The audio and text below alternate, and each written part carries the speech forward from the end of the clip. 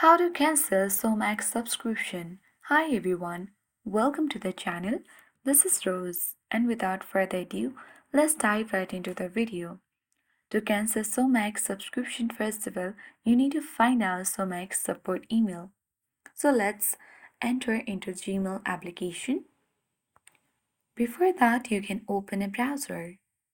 And here it is.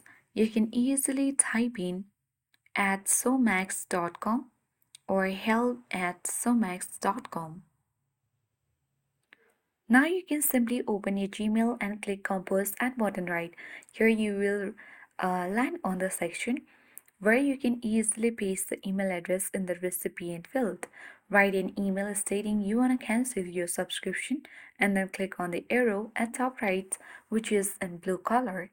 And then the Showmax team will respond within a few hours or days to guide you further and resolve your issue. That's it. I hope this guide was helpful. If it was, then do like, share, comment, and don't forget to subscribe. Thanks for watching and see you in the next video.